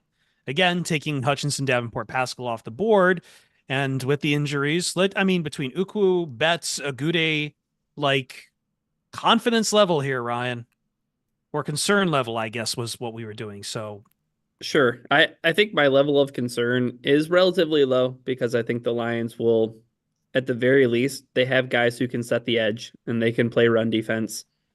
It just comes down to, we're talking about injuries, right? Marcus Davenport, are you going to be healthy? Josh Pascal, are you going to be healthy? There's question marks from that regard. I mean, James Houston, right? Yes, there's a ton of different, question marks when it comes to availability, but you lost John Kaminsky already. Yeah. Yep. And as soon as you get something cool with Nate Lynn, it's like, oh, snapped up. No thanks. And it kind of feels almost like the offensive line in certain respects, where it's like, oh, like players getting zapped, Muti and Galvin. So yeah, it's relatively low just because I think that they can get by with what they have. Yeah, it's tough for me. I'm a little bit higher, trying to build out my 53 kind of constantly and shift it. And, when you lose Kaminsky, when you lose a little bit of faith in someone like James Houston, it's just like, okay, well now, like, my numbers of edge are down to 4. And can you carry 4? I mean, maybe if you're relying on Pascal and Levi to play a bunch on the edge. Maybe even some Derek Barnes here and there. Like, if you phrase it Levi, Josh Paschal, Aiden Hutchinson, Marcus Davenport, Derek Barnes. That sounds kind of fine, especially when you pair that with your defensive tackles, which, Aleem, Broderick Martin, DJ Reader. It's like, okay, well now we're building 7, 8, 9 guys. But I don't know. Like, I'd feel a little bit more comfortable, particularly because it just seems like every time someone's like, oh, maybe this guy's going to play a factor this year. It's like, nope, you're off the depth chart. You're out for the year. And it's just like, it's still, listen, I think everything we're talking about tonight is nitpicky, right? It's yes, the preseason, it has to relax. be. It's a preseason game with depth guys. But I want someone else to flash here, and I'm not sure who it's going to be, which again, I think is why I'm latching on to Uku a little bit. All right. Well, let's talk about the interior of the defensive line then. Just go straight to confidence levels, Jeremy. I think it's relatively high. Like I'm if we're talking Onwuzurike as a defensive tackle, I'm buying the hype. McNeil's going to be fine. He wasn't at practice today. We're not sure what the deal is with that. Not necessarily injury related at this point. But like the Kyle Pecco stuff is kind of interesting, right? Yeah. He sits for the game, and you can read that in 20 different ways, and you have to be careful not to make too many assumptions there. Like it's his sixth season. He's over 30. Exactly. Like maybe it's just that, or maybe they're like, listen, assuming the DJ Reader's not going to be ready, you're going to be our day one or week one starter. He mostly has been for training camp, and I think it makes sense because they don't trust in Broderick Martin necessarily yet. That Pecco is your veteran day one run stuffer, and like that's all he has to be. That's all the Lions have gone through like 3 or 4 of these guys that it's just like, you're a veteran guy who can stop the run. Great. We want to be top 5 against the run. Go do that. And they're Tyson fine. Alualu. Yeah. Mm-hmm. And Broderick Martin though, stock up. I just wanted to say real quick. Yes, like, no question. I thought he had Really? a pretty good game. It was up and down, but I would say more ups than downs, and More ups than downs. Agreed. And you saw progress in terms of his technique, which I think was like the number one thing they're working on with him. So, I think that's another source of inspiration and another source of hope. And Aleem has been just tearing people apart all training camp. Levi's playing really well. You add in DJ Reader when he's ready. Like that should be a really, really solid group, even if maybe you're not 100% confident or hopeful with the depth there. Like Chris Smith, I thought did not have a good game. But Wingo looks small. Again, another very up and down player, I think, in the game. Like he had a sack. Wingo feels like that's going to be some time before he turns into anything. He got absolutely blown out of the water on the 48-yard run. But again, up and down, and this is his first NFL action. Rookie. Yeah. Mm-hmm. Rookie. Late round rookie. Linebackers. We had Anzalone, Barnes, Campbell all resting. Is there anything we should really say here? Because, besides that, Ryan's kind of shaking his head a little bit. What are we supposed to do with this? Are we talking linebackers or are we talking long snappers? Because I think that's really kind of the only interesting development at linebacker. Good. Aside from, and we'll get back to that, but Malik Jefferson, I thought, made a few good plays. He did, but now I'm a little bit concerned, and maybe I'm jumping too far into conclusions, but Malik Jefferson was not at practice today, and the Lions signed a new linebacker. Now they didn't put Malik Jefferson on IR or anything, but I'm just putting 2 and 2 together here. That might not be good news for Malik Jefferson in terms of just maybe he's not healthy right now. But he also got a shout out from Dan Campbell, so I don't think it's necessarily like you played bad, you're off. But I'm with you. Like Malik Jefferson was an interesting case. He played a lot of special teams. We know the top 5 linebackers are already set with Jalen Reeves-Maybin being at the bottom of that list. So do they keep a 6? Malik Jefferson made a case for him. I thought Deron Gilbert made a couple plays, but also made a couple mistakes. And Ben Neiman is your third string Mike, which you're not going to win the job like that. You got to win on special teams. And so unless you guys were crunching special teams linebacker snaps, nothing notable here, I would say. But long snapper linebacker crossover. Hogan Hatton, baby. Interesting. That's all it is. It's just do you want to interesting. jump to long snapper battle right now? Not right now, Chris, because we have No, bigger fish to fry I with. was gonna say I didn't see his name written down for rested. Rodrigo didn't play, did he? He did not. He's Okay, injured. that's He's technically injured right now. Is he still on the injured? Okay, He's not I on forgot an that injury part. list. He's just injured. He's just injured. Okay. No, I don't want to get into long snappers. Thank you. Anyway, I offered. what? Just I know. Just I let know. the record show. I offered to talk about special the record teams. notes. The record and notes. both of the other people said no. The record also states we're going to be getting back to special teams later to talk about something else. So, Bake Jates. cornerbacks. We Terry finally Arn- got here. Yeah.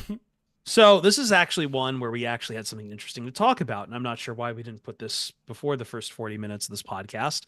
Amik Robertson was in at nickel. Terry and Arnold, Ennis Rakestraw got the starts. If you listened during the break at all on Twitch, Ryan destroyed my brain with a line that Golden Tate said about Rakestraw, but we're going to leave it to the side. This one was interesting because we actually got some play from the rookies, Ryan. And I guess I should ask you just straight up, how do you think they looked? This was again. It took 40 minutes for us to get to what I felt like was an overwhelmingly good thing that happened on Thursday night. You wrote the rundown, so I'm just blaming you. Go ahead. The interesting things: Rakestraw, 37 snaps, 32 of them as outside corner. Only did he move in later into the game and play a few reps at nickel, so I thought that was interesting. I thought Amik Robertson made plays. I think that guy is a dude on a mission. I think you've seen the stuff that he's put out on social media and stuff, but People call me a backup. Yeah, like hey, I'm no depth player, and he definitely proved it. I thought the best thing I thought was Rakestraw against Neighbors. Like, what did Neighbors do after? And again, yes, it's raining and it's Drew Lock and there's this, that, and the other thing, but the film looked really good. I thought that Rakestraw, somebody who Jeremy, remember, 4-5 corner, no way the Lions should have drafted him. And I mean, sticking with him on routes, making breaks, the play that he made on Jalen Hyatt on the drag route across the field, That's just a Rakestraw play. If we know anything about him from college, running with him step for step, and 10 yards at least, he was pushing him out of bounds for no gain. So Amik Robertson, targeted twice in coverage, 2 passes defended, which is impressive. And then, Rakestraw, two targets, 1 catch, 0 yards. Okay.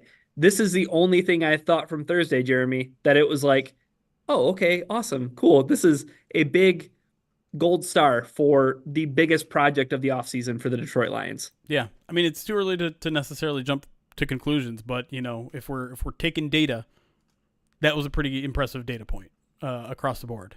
And I think it even went into some of the deeper teams, right? Like, Khalil Dorsey, to me, is the guy that continues to stand out in a positive way, and Dan Campbell gave him a shout-out for the preseason game today.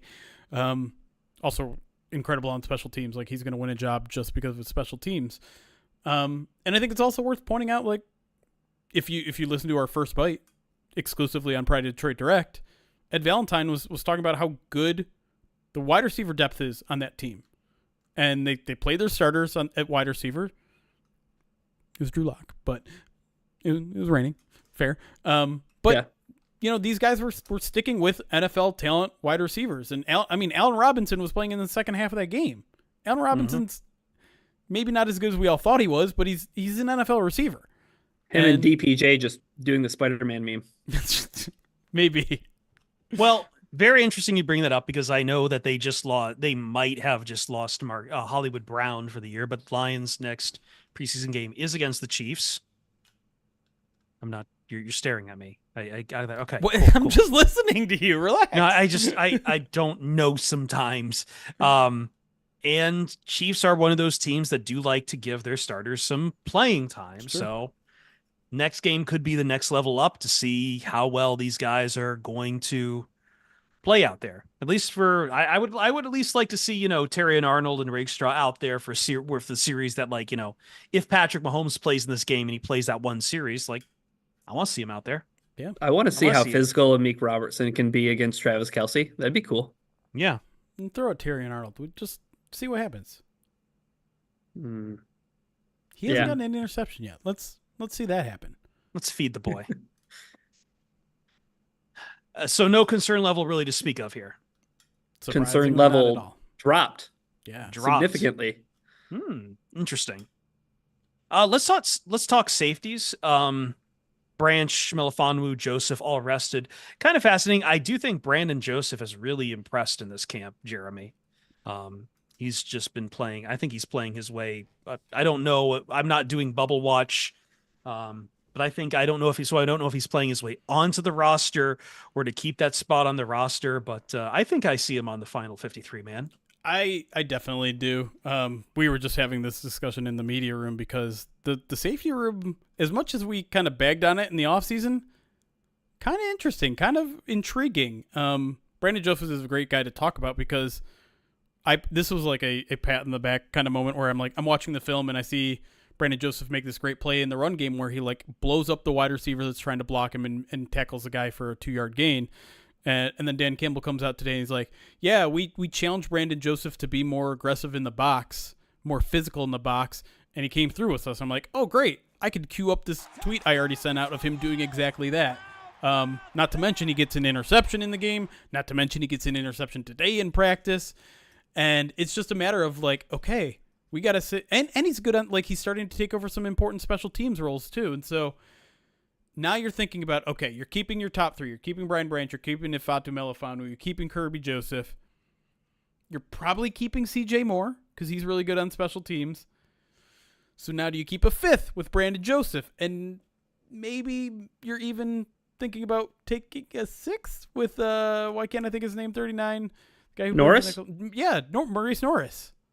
Because Maurice Norris is like, Victim of a slip and slide accident. Yes.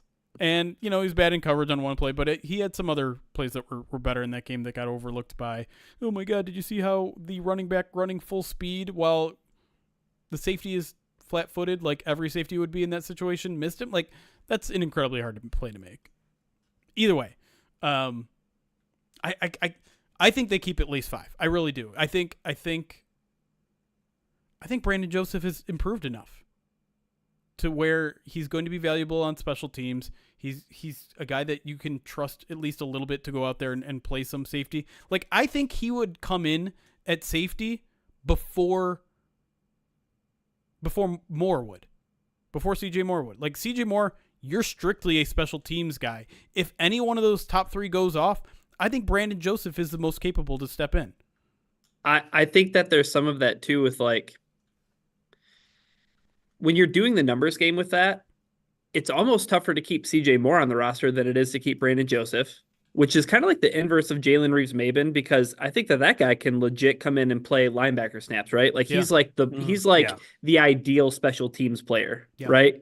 Whereas CJ Moore, I don't know, are we going to keep like an extra corner? What are we doing with the return game stuff? Like those other areas of the team more affect somebody like CJ Moore than they do Brandon Joseph, to your point. Yeah. All right. Do we need to do concern level here at all or no, really? My concern level is going down because I feel like that was a major concern. Like Joseph, I was amongst the many people who were like, let's go get Quandre Diggs. I'm feeling kind of more at ease right now with the safety room that I thought I would be. You feel the secondary, same, okay. Good. Nice job, secondary, Brad Holmes. good. Let's go. Yeah. Special teams, kickers, Kicker, singular for right one now. leg to rule them all. One ring to find them, or leg to find them. God, I screwed it up already. Ryan, did Jake Bates need to make that kick in Jersey? It certainly helped, man. Like, I just want to give credit to the guy because I feel like even myself, I'm like chief amongst making kind of the jokes about who cares about kicker. It's Dan Campbell. He's super aggressive. A 53-yard kick that probably would have been good from 57 in the rain, outdoors. Like, this is the stuff that we're all bagging on Jake Bates about. Like, he wasn't very good outdoors. It's his first kick in an NFL game.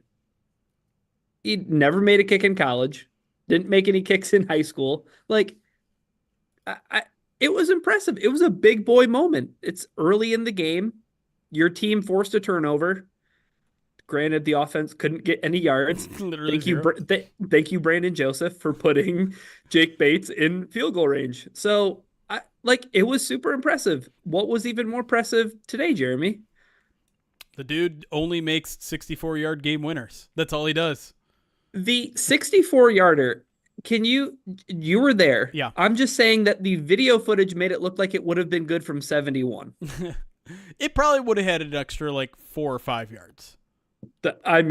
Justin Tucker. Yeah. He's got eat that your range. Heart out. That's never been the question, right? He's always had the range. And I even saw some people maybe, when he's struggling, maybe the USFL will juice their balls. No, he's got the strength to make the kicks that he made in the UFL. It's just a matter of control. And listen, it was a huge test. And I really like how Dan Campbell put it in the presser where they went up to the guy after his horrible practice in the scrimmage where he missed half of his field goals, and they're like, listen, this is going to be the opportunity for you. We're going to bring you to New York, New Jersey, whatever. We're going to see how you rebound. We're going to see how you react to this, because that's what kicking's about. It's not about making 100% of your kicks. It's about making sure that when you miss one, that doesn't turn into 2, and that doesn't turn into 3, and that doesn't turn into the yips. And I think there was a little concern when he had such a bad practice and it seemed to just roll over on each other and build up. And for him to go out there, and I know he didn't have the best joint practice. I think he went 6 for 9 according to someone who was there. But that's a huge kick. And nice. And now he's building stacking days with the 64-yard. Now, does that mean all of the concerns are out the window? Absolutely not. I'm still definitely a 2.5 or 3 out of 5 concerned right now, but it was good to see that, and it was important to see that. So, go ahead. Oh, I was just saying, we're doing a return to Bates, so we could call it a rebate. Rebates. I don't know. What are we thinking about that, Ryan? I'm forcing it a little bit. You know what? If you were watching live on Twitch, we could put it to a poll, which I think we might after this podcast is over. But my concern level, I'm right there with you, Jeremy, in the sense that it's not all gone, but it's pretty cool that what we're gonna see. We're gonna see more Jake Bates, which is a good thing at any given moment. I'm at a 2. I'm trying to get even though. It's kicking. Realizing, I think I realized just get today, good weather. I just want good weather next week. Good weather would be great. Be fantastic. Kansas City, get your act together. Yeah. What we do know is that the Lions, more than anything, no concern whatsoever on the jerseys. No concern whatsoever on those color combinations. White top, blue bottoms forever. I agree. That was phenomenal out there. Any other notes we have to get through, Ryan? I think we've covered it. Put a bow on it. We're on to week 2. We're on to week 2. We'll have a POD cast. So that game's going to be on a Saturday. So our POD cast will be on Sunday. So this one will be a little closer to preseason game 2. We'll focus a little bit more solely on game 2 itself. Jeremy, are we still trying to figure out game 2 is not the dress rehearsal game? I don't think that's a thing anymore. I don't know. I agree. Everyone keeps talking about dress rehearsal games, and everyone's just has a completely different approach to these preseasons now, and none of them make sense. Dan Campbell did hint that he's thinking about playing the starters this week, which is a little bit of a divergent from the norm, but that's usually because he has a pair of joint practices. Joint practices are over for the Lions, so I think there is a chance that we see a quarter, a series, 2 series with the starters at some point between now and the end of the preseason. I am actually quite happy to see joint practices over with, because that was getting testy, Ryan.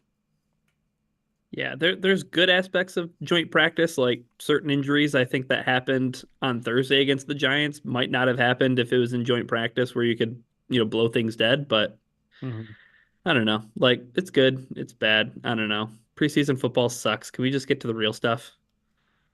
Week 0 of college football is almost here, which means the NFL is almost here. Biggest Florida international fan you'll find in Michigan. Dolly. I'm going to be up early for the Ireland game, and I don't care. I'm Christopher Fett, at Christopher Fett on Twitter. Jeremy Reisman at Detroit on Lion. Ryan Matthews at Ryan_POD. We got more coming later this week. Again, we'll be back next week with our thoughts on preseason game 2. We're getting closer and closer to the season. More to talk about on our full season when we have it. But until that time, we will see you Starside. Goodbye, everyone. Recording stopped. Okay. Perfect. All right. Let's hang out with our live audience for a little bit longer. It is already 9:20, so it's not going to be too long. And I need to clean out frost from a freezer. I'm sweating. Hold on real quick before you say anything. Yeah. Ryan, because I know this might entice Ryan.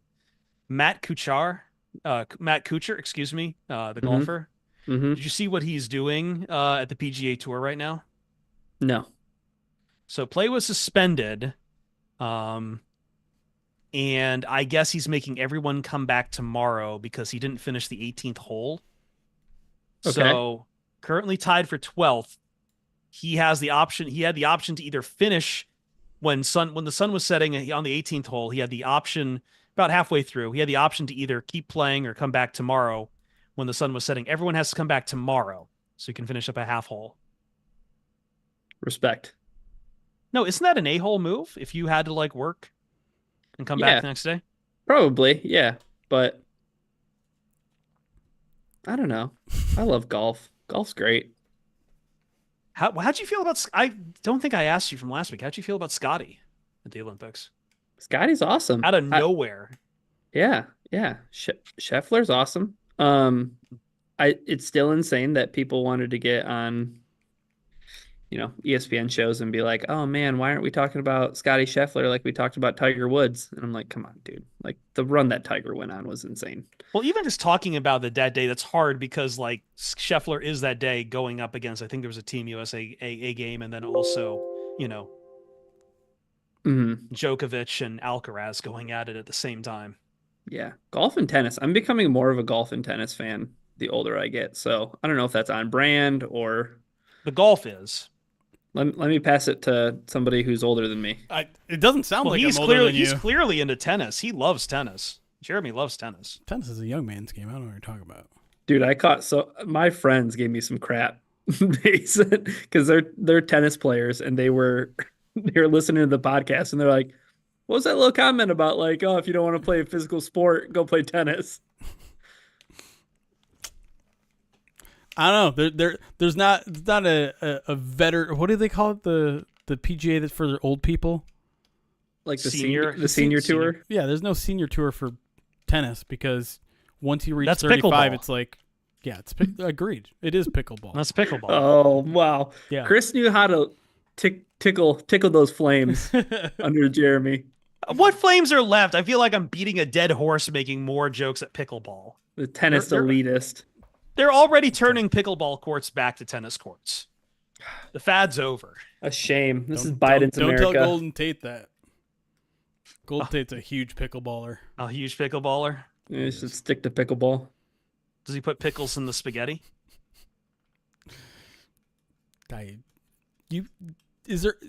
Name someone that loves anything more than your anecdote about Golden Tate.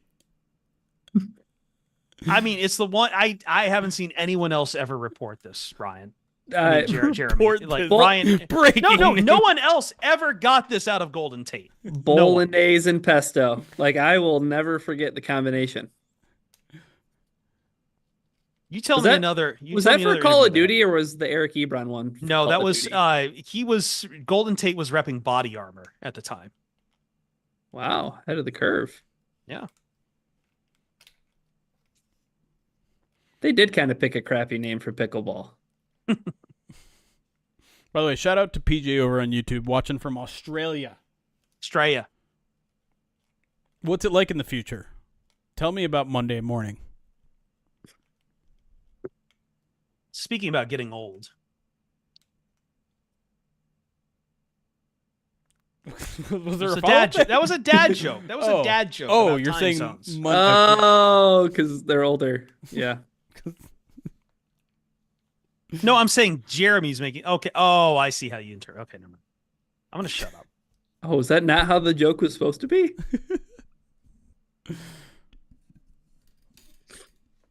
I love pesto. Pesto's like Pesto's fantastic. I love Agreed. pesto. pesto's great.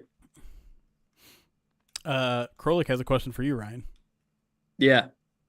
Oh, I do coach track and field. I don't know who Grant Fisher is. All right. Asked and answered. There's someone on YouTube called Mr. JJ Pickle who asks, what's wrong with pickleball? Aw, JJ. Aw. It's because they're using your name in vain. That's why. Oh, See? Got you on my side again.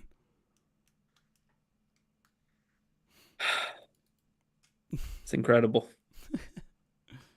Incredible. Incredibly. Have we run out of gas here? I think we may have run out of gas. I might have. It's like almost 9:30. Yeah. Maybe My we'll call stomach's it. getting to me a little bit, and I need to spend the night cleaning up. My stream deck Also, is- this entire weekend, I have only been here to like sleep and work. So Ruby has been very angry that I haven't given him any attention whatsoever. So I'm going to go. Oh, relax. yeah, that's right. Grant Fisher is the runner from Grand Blanc that was in the Olympics. Oh yeah, yeah. No, I did not. And then there was another, that Carolyn Man, brings I up, love- but Grace Stark. I think she was from White Lake, but no. I love the Olympics. They bridge a very messy summer calendar. Just think about it. I just got to distract myself away from baseball, Ryan, and now we have football coming back. And I know you're in California, but the past 2 days in Michigan have felt like fall weather, and I just need more of it in my everyday life. I was so nervous today when it was a 1:30 practice. I'm like, oh god, it's gonna be like 85 degrees, and it wasn't. Not Perfect, wasn't it? It was great. So the past weeks have been good, but I think the heat wave is finally dying down here, which means for the western end of the valley, it's still going to be in the 90s, but I will consider low 90s to be a coup. And then, like, I think the week after that, it finally drops back to the 80s. So. Couple quick announcements here. We just hit our subscription goal. Hell yeah. 600 sub points, 596 total subscribers. We get over 600 points because a couple of you are tier 2 or tier 3. So appreciate all of you, all the subscribers, all the people who donated subs. 600 subs is pretty close to like our max, like not including the days of shave the stash, save the stash, pouring out for subscriptions where I think we've got over 1,000 one time. But this is pretty damn high. So all of you that have stuck around, that have been keeping your subs active when we weren't, streaming and all that sort of stuff, I really do appreciate you.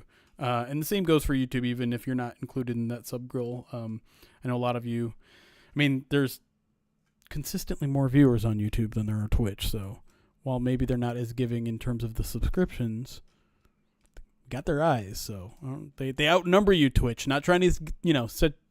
And YouTube, step it up. I want to see people active. Yeah. Our comments section's getting more active over there too. So just saying. Not trying to pit you against each other. We love you guys for different reasons. The other one. No, that was it. Sorry. I thought I had something else to say. I didn't. Okay. No updates on the in-person get-together. Gathering information with my bosses. So we'll see. I have weekly meetings with my bosses on Tuesdays. So if it happens, it will probably happen early in the season. And we'll see from there. And then I hope it goes really well, because my pitch to them for a live event is our charity marathon stream at the end of November. And they're like, we love it, but wait. Like, let's get more of a proof of concept first. So, I haven't even talked about any of this with you two, but like, I'm learning. Yeah, we're attempting to see. Right now we're gauging interest in a watch party, a live watching a regular season game, away game, somewhere in the Metro Detroit area with a bunch of Pride of Detroit fans. like you wanted to do for around the draft. Prop that up. Something like that. And if that goes well, if there's a lot of interest, if there's a lot of people that show up, there's about 200 people on the website who voted yes, they would go, and another 30 or 4 that said maybe. If we do that, I would plan to fly back, and I would be there and screw everything up. And so if that happens, it goes off without a hitch, and they're excited about our numbers, maybe we do something for Movember that's way bigger. We'll see. That's where. Geez, I'd have to figure that. Okay, never mind. Well, we'll talk off air about it then. Yeah. Well, I mean, everything is extremely in the preliminary phases at this point because I just dates before November is we'll see. Well, and I started looking ahead to Movember, and I'm not entirely sure why I'm bothering to have this conversation when we're so far away from any of this being real, but for the potential date of the Movember finale, November 30th is a Saturday. It's the final day of November. Michigan, Ohio State. And Thanksgiving around that week too, which means people with their families and true, but also means no Lions game that weekend, so we could do it on the 1st, that Sunday. Just things to keep in mind. If it also could mean a lot of people in town, right? That aren't normally in town. True. Yes, because there were a lot of people that voted like, no, I live too far away. Yeah. So yeah, if you're watching this and you would be interested in some sort of end of Movember live event, just keep it in the back of your mind. Maybe the 30th, maybe the 1st. Again, nothing's at all set in stone, but it's things we're playing with. So, well, that's where we're at. All right. I'm going to call it there. Twitch, I'm going to send you to our good friend Beard and Blevins if my stream deck decides to work. It great. YouTube, we're just going to end the stream for you guys. But go hang out with our good friend Beard and Blevins. I was actually just on his sports show with his brother Ninja and his other brother Chris. I don't know what he's doing right now. I think he said it was a sponsored stream. That's the thing that I got. But he's a huge Lions fan. Huge fan of Pride of Detroit. We're a huge fan of his. We haven't been able to rate him in a while, so go over there, hang out, subscribe, all that fun stuff. And we will see you guys back next Sunday, maybe before then. Maybe a man stream, maybe something else. We'll see. We'll see. Maybe something else if you subscribe to Pride of Detroit Direct. You'll definitely see us before then if you subscribe to Pride of Detroit Direct. But until then, love you guys. We'll see you soon.